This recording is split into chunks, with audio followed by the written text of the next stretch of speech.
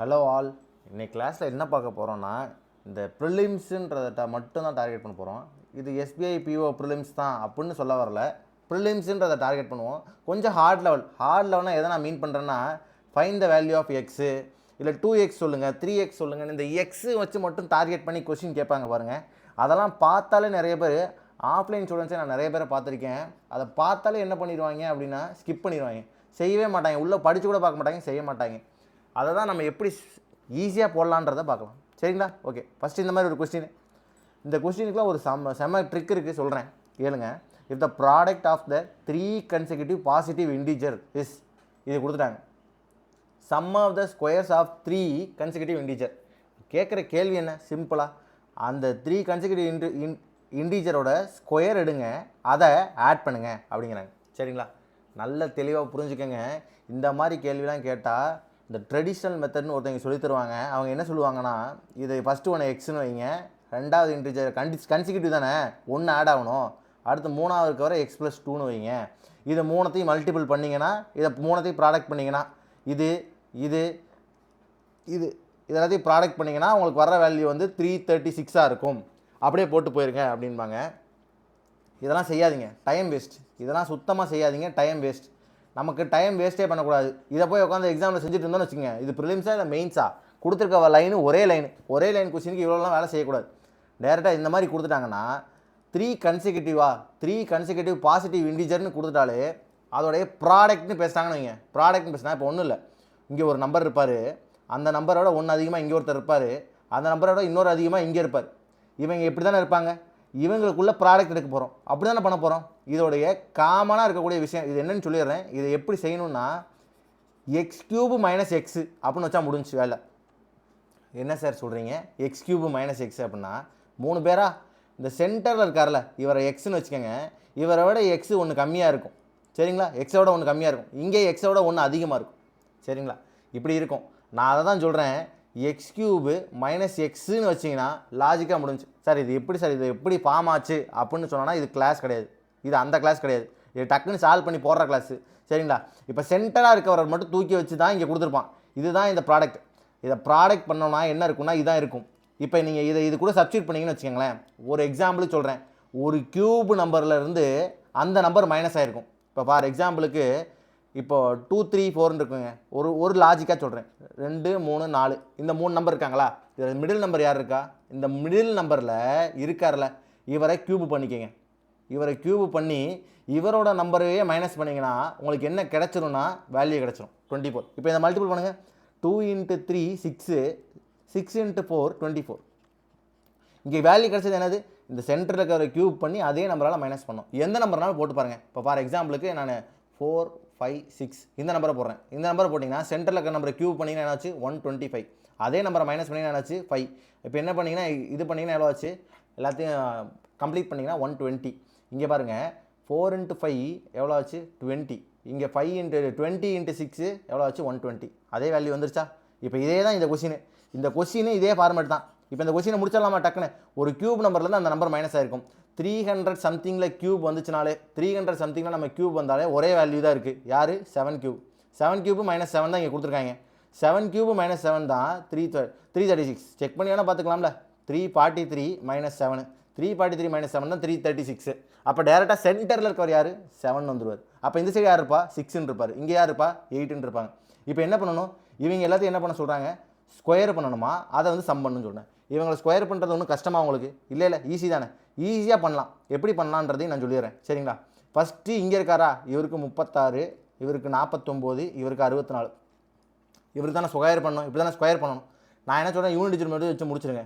6 10 10 + 1 9 9 9ல் முடியும், 9ல் முடியுது ஒரே ஆன்சர். ரைட்டா? அடுத்த கொஸ்டின். இந்த கொஸ்டின் இதெல்லாம் ப்ரொசீஜரில் செய்கிறவங்களுடைய வேதனை எனக்கு புரியும், ஏன் இப்படி பண்ணுவாங்கன்னே புரியாது. நான் உங்களுக்கு சொல்லித்தரேன், கவனிங்க. Shopkeeper paid a particular sum of bags 2 bags. இதெல்லாம் நீங்கள் செய்யுங்க. ஃபஸ்ட்டு நீங்கள் ப்ரொசீஜரில் செய்கிறவங்களாம் செய்யுங்க. இதுக்கு எவ்வளோ டைம் ஆகுது, இதுக்கு எவ்வளோ டைம் ஆகுது, இதுதான் உங்களுக்கு சொல்லி தந்தனால லேட்டு.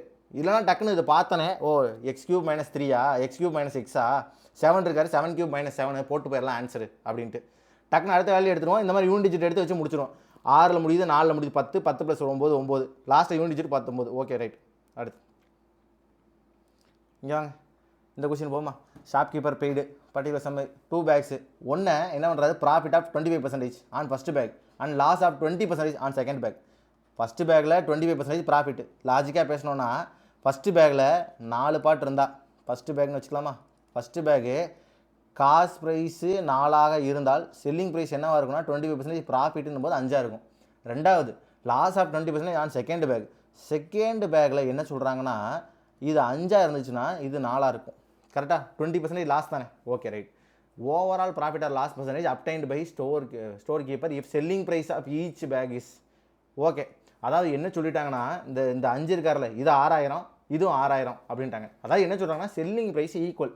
லாஜிக்கு அதான் முடிச்சுட்டான்ல செம்ம அசால்ட்டாக போட்டு போயிடா 2.5%. என்ன சார் சொல்கிறீங்க 2.5%? இந்த வாங்க இப்போ கூட்டிகிட்டு போய் செய்கிறேன். இதை பார்த்தோன்னே சொல்லிடலாம், ஏன் சொல்லிடலான்றதை நான் சொல்லிடுறேன்.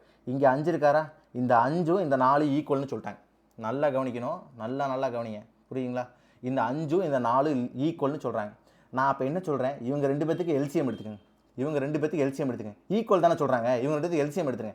எல்சிஎம் எடுத்திங்கன்னா இப்போ புதுசாக நம்ம எழுத போகிற செல்லிங் ப்ரைஸ் என்னவாக இருக்குன்னா, இங்கே எல்சிஎம் எடுத்தால் என்னது, அப்படியே 4ஆல் மல்டிபிள் பண்ணணுமா, 4ஆல் மல்டிபிள் பண்ணால் இதை 20 எழுதுவீங்களா, இதை 5ஆல் மல்டிபிள் பண்ணுவீங்களா, இதை 5ஆல் மல்டிபிள் பண்ணால் 20 எழுதுவீங்களா. இப்போ என்ன ஆயிடுச்சு, செல்லிங் ப்ரைஸ் சேம் ஆயிடுச்சு. நமக்கு என்ன பண்ணணும், காஸ்ட் ப்ரைஸ் தேவை.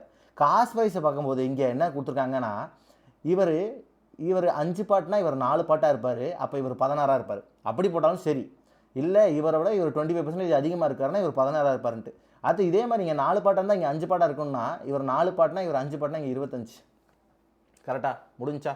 இப்போ செல்லிங் ப்ரைஸு சேம். செல்லிங் ப்ரைஸோட டோட்டல் கவுண்ட் எவ்வளவு, 40. இங்கே எழுதிடுமா கீழே, செல்லிங் ப்ரைஸோட டோட்டல் கவுண்ட் எவ்வளவு, 40. அடுத்து இங்கே காஸ்ட் ப்ரைஸோட டோட்டல் கவுண்ட் எவ்வளவு, 41. ஓகேவா, 40, 41. இப்போ நமக்கு என்ன இருக்குது, ஆக்சுவலாக என்ன இருக்குது பார்த்தோன்னே தெரிஞ்சிடும், நமக்கு லாஸ் ஆயிருக்கு. நம்ம போட்ட ரூபா 41 ரூபா, நம்ம விற்றது 40 ரூபாய்க்கு தான் விற்றுருக்கோம். அப்படின்றப்ப லாஸுன்றப்போ எவ்வளோ ரூபா லாஸு, 1 ரூபா லாஸு. எத்தனை ரூபாயில், 41 ரூபாயில். அப்போ நான் இதை பார்த்தோன்னே, நான் இதை இப்போ ஒன்றுமே பண்ணல, உங்களுக்கு ஏன் பார்த்தோன்னே சொன்னேன்னா, இது 5:4 இது 20-20 தெரிஞ்சிடும். மைண்டில் அப்படியே இது போயிடுச்சு. 16-25 போயிடுச்சு, 41. 1/41 அப்ராக்சிமேட்னு கேட்டிருப்பான் பாருங்க. 1/40னா 2.5% லாஸ். முடிஞ்சா 1/40 பண்ணிடுங்க. அவன் அதுதான் அப்ராக்சிமேட்னு கேட்குறான். கேட்குற கேள்வி ஏன் அப்ராக்சிமேட் இருக்கான், இப்படி போட்டு போயிடலாம்.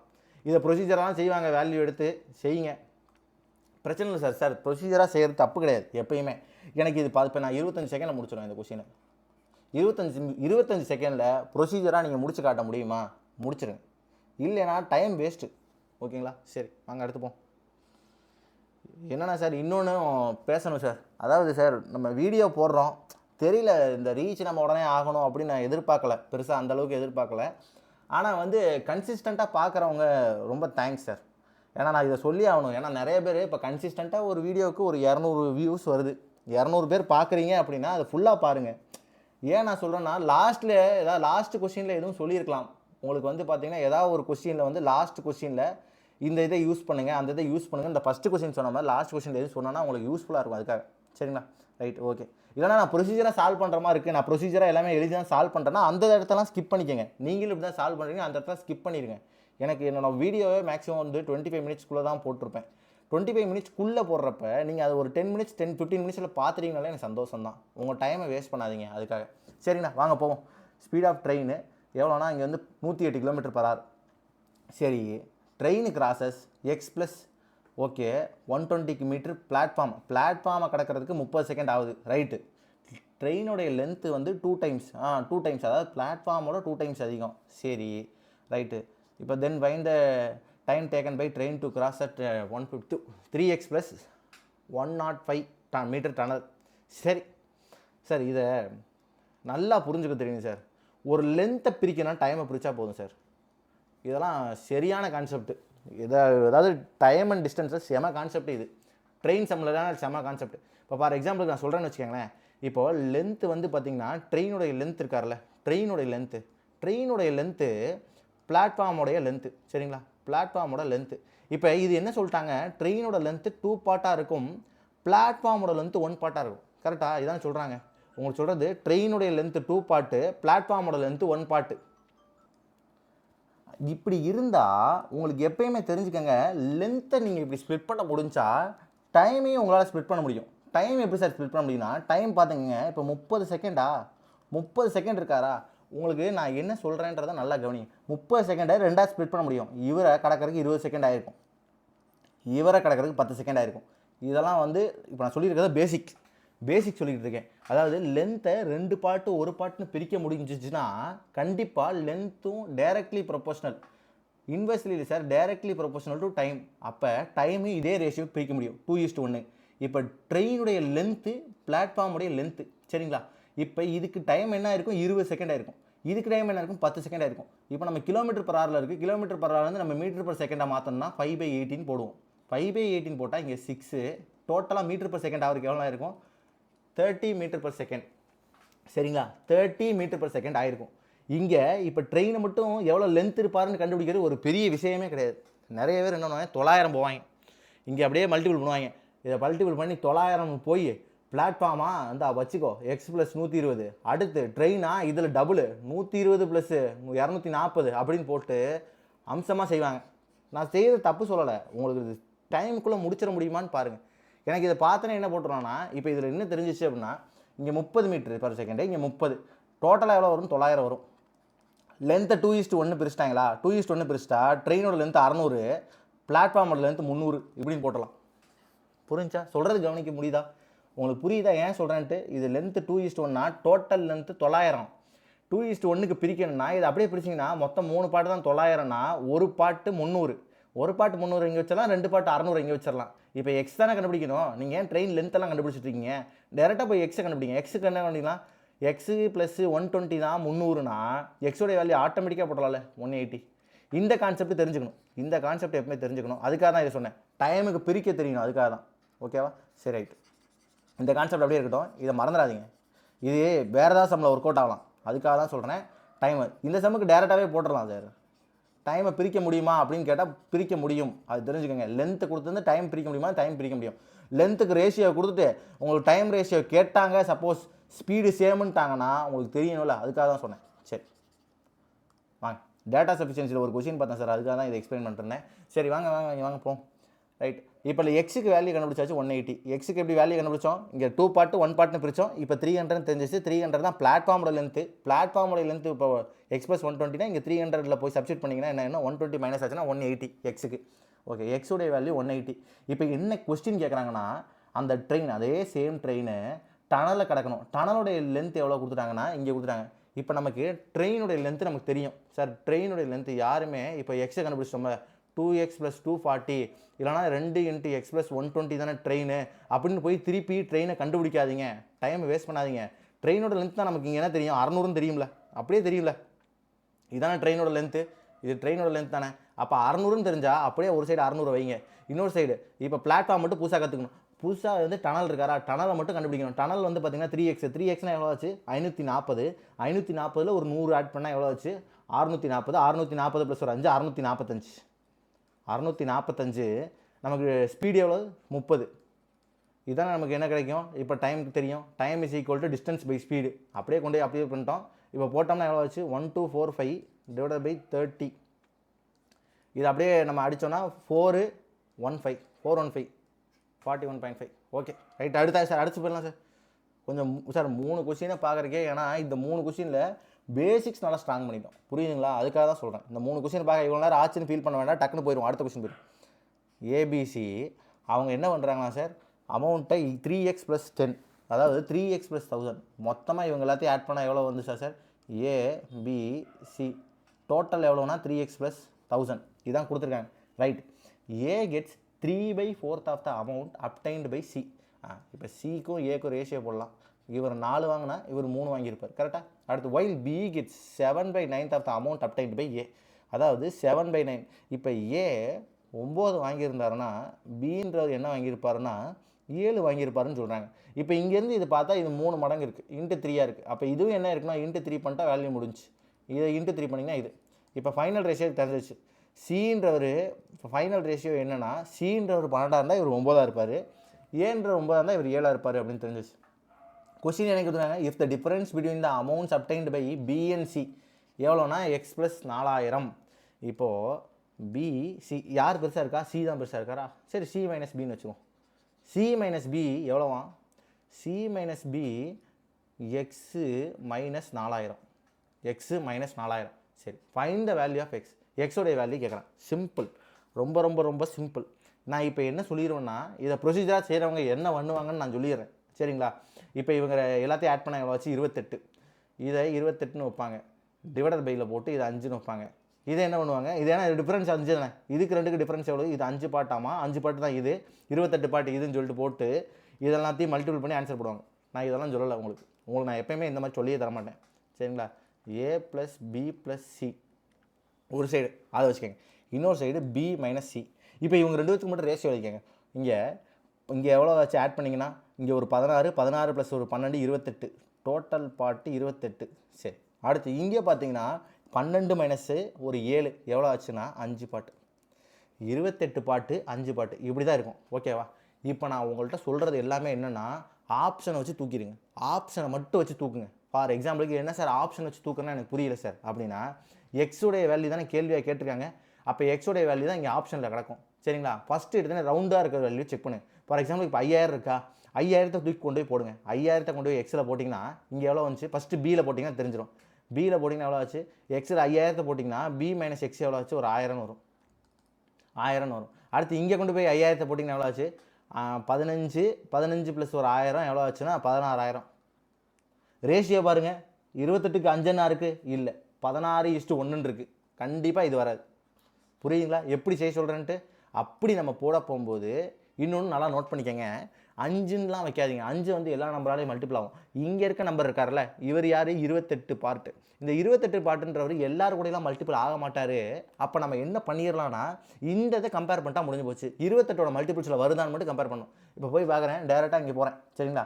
எத்தனாவது டேபிளில் வரும்னு பார்க்கணும், 27 டேபிள் வருமா பார்க்கணும். இப்போ 5000 இதை கொண்டு போய் போட்டிங்கன்னா 15 16000. இப்போ ஃபஸ்ட்டு ஒன்று எனக்கு என்ன 16000 வருது. 16000 28ல் மல்டிப்ளை ஆகாது. 28ஓட மல்டிப்ளிகேஷனில் 16000 வராது. சரிங்களா? அப்போ இந்த ஆப்ஷன் எலிமினேட். அடுத்து 12000 கொண்டு போய் போடுறோன்னு வச்சுக்கோங்க. 12000 இங்கே வந்து 36000 37000. 37000ன்றது 27ஓட மல்டிப்ளிகேஷன்லேயே வராது. அதனால் இதுவும் கேன்சல்.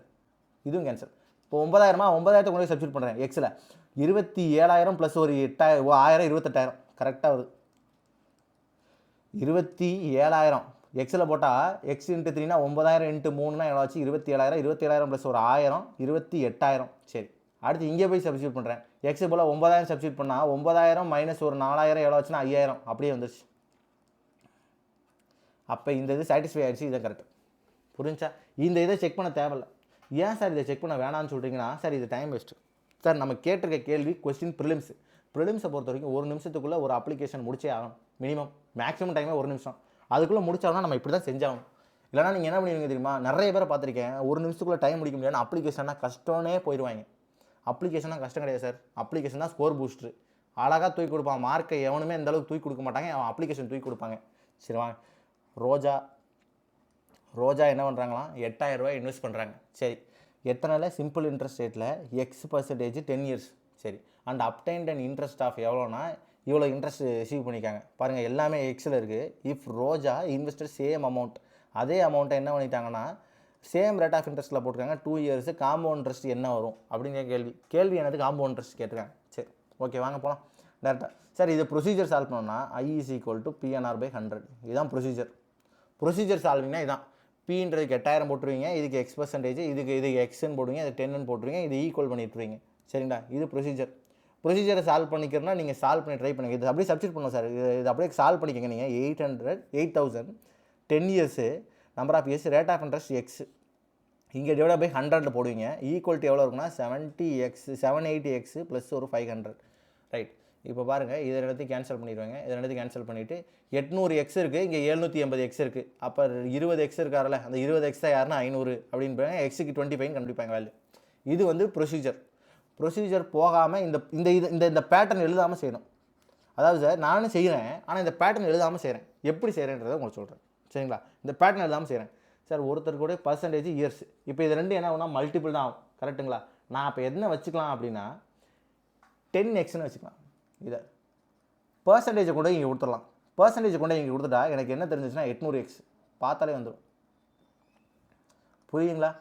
10% of X. சார் என்ன சொல்கிறேன்னா 8000 இவங்க 2 பேரும் ஆட்டோமேட்டிக்காக மல்டிபிள் பண்ணி தான் வைக்க போகிறோம். அப்போ நான் என்ன சொல்கிறேன்னா இயர்ஸ்ன்றதை எடுத்துகிட்டு 10% எக்ஸ் 10% எக்ஸுன்றதை இங்கே கொடுக்குறப்பயே என்ன தெரிஞ்சிடும்னா 8000ல் 10% எடுத்து எக்ஸ் கூட மல்டிபிள் பண்ணிக்கணும். 8000ல் 10% எடுத்து எக்ஸ் கூட மல்டிபிள் பண்ணணுன்றப்போ என்ன தெரிஞ்சுன்னா 800 எக்ஸ்.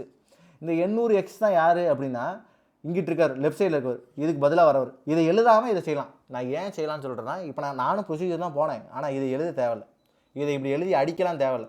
டேரெக்டாக இங்கே பார்க்குறீங்க 10% எக்ஸு எக்ஸு இங்கே இயர்ஸில் வச்சுக்கோங்க, இங்கே 10% வச்சுக்கோங்க. 10% ஆஃப் 800 எடுத்து 8000 எடுத்திங்கன்னா 800 எக்ஸு அவ்வளோதான். 800 எக்ஸ் இங்கே 780 எக்ஸு. இந்த கேப் இருக்க 20 எக்ஸ் தான் யாருன்னா 500ன்னு அப்பயே ஸ்பாட்லேயே பிரச்சனை, எதுவுமே எழுத தேவையில்லை. 800 எக்ஸா ஓகே, இங்கே 780 எக்ஸ் 20 எக்ஸா, அது 20 எக்ஸா 500 அப்படின்னா எக்ஸோட வேல்யூ 25ன்னு எழுதாமே சொல்லிடலாம். பேனா எடுக்காமல் சொல்லிடலாம். சரிங்களா? ஓகே ரைட்டு, 25ன்னு கண்டுபிடிச்சிட்டோம். இப்போ என்ன ஒன்று காம்பவுண்ட் இன்ட்ரெஸ்ட்டோடைய வேல்யூ கேட்குறான். காம்பவுண்ட் இன்ட்ரெஸ்ட்டோடைய வேல்யூ 25%. என்ன ரேஷியோ போடலாம்? 25%. ரேஷியோ என்ன எழுதணும்? 1/4. ஓகேங்களா? அப்போ என்னன்னா பிரின்சிபல் அமௌண்ட்டுக்கு ரேஷியோ போடுவோம். ரேஷியோ போட்டால் என்னாச்சு, 4 பார்ட் பிரின்சிபலாக இருந்தால் இந்த ஒரு பார்ட்டு இன்ட்ரெஸ்ட்டாக இருக்கும், அப்போ ஆட் ஆயிரும் அமௌண்ட்டு. அடுத்த வருஷம் என்ன ஆயிருக்குன்னா இதே மாதிரி 4 பார்ட்டு பிரின்சிபல், ஒரு பார்ட்டு இன்ட்ரெஸ்ட் ஆட் ஆயிரும். ஓகேங்களா? இதுதான் காம்பவுண்ட் இன்ட்ரெஸ்ட்டோட கான்செப்ட். பிரின்சிபல் இன்ட்ரெஸ்ட் இது சிம்பிள் இன்ட்ரெஸ்ட் மாதிரி வராது. ஓகேங்களா?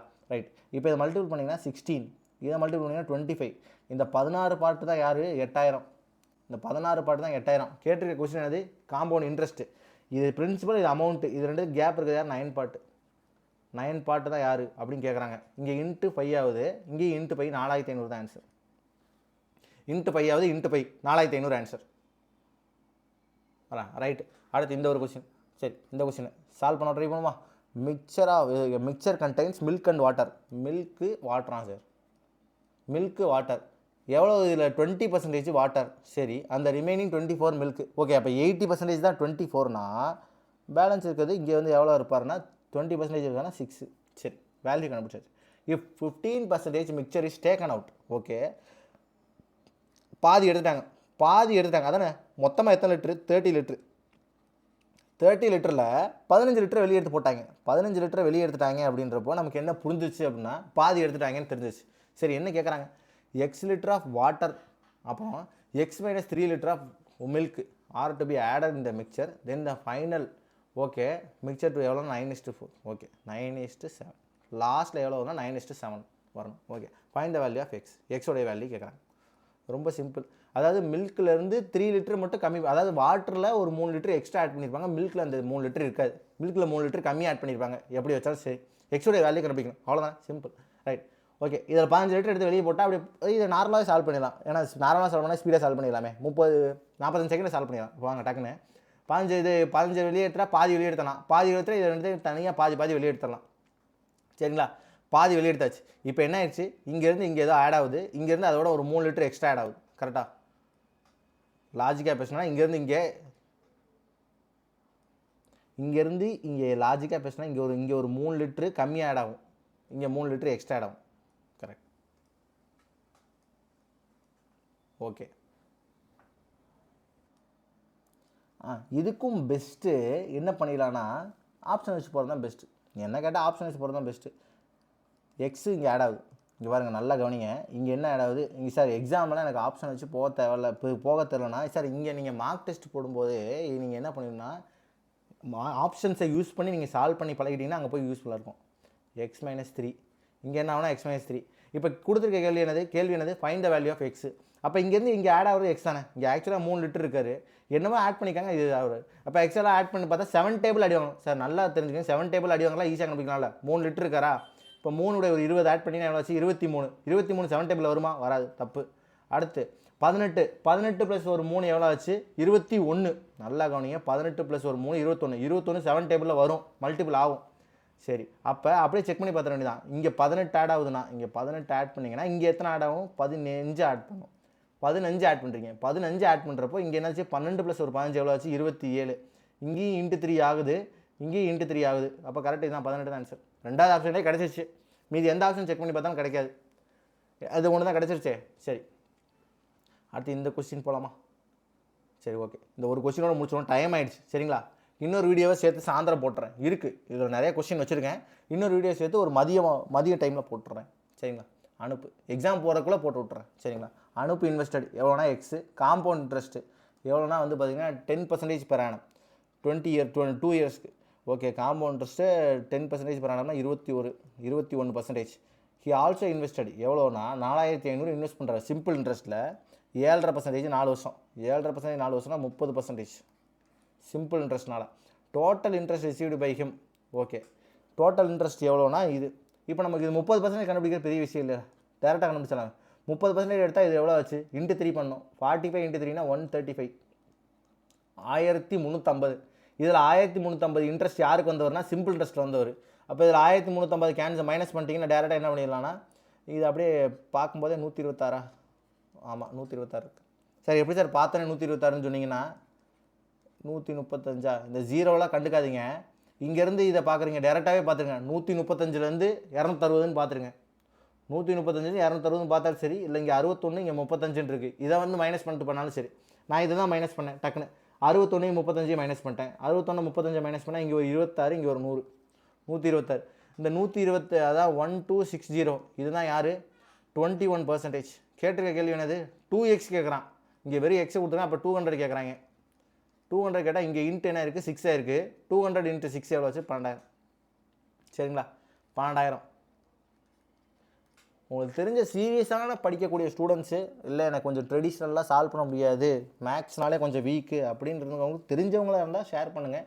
இல்லை நான் மட்டும் படித்து நான் மட்டும் முன்னேறிக்கிறனால நினச்சாலும் ஒன்றும் பிரச்சனை இல்லை. அது உங்களுடைய உழைப்பு. நீங்கள் எங்கேயோ இங்கேருந்து பார்த்துட்டீங்க, நீங்கள் உழைச்சிக்கங்க, நீங்கள் முன்னேறிக்கங்க. சரிங்களா, தேங்க்யூ. நெக்ஸ்ட் கிளாஸில் பார்ப்போம். இதோடைய கண்டினியூவேஷன் நான் அப்லோட் பண்ணிடுறேன், இன்றைக்கி மதியம் அப்லோட் பண்ணிடுறேன். சரிங்களா, தேங்க்யூ.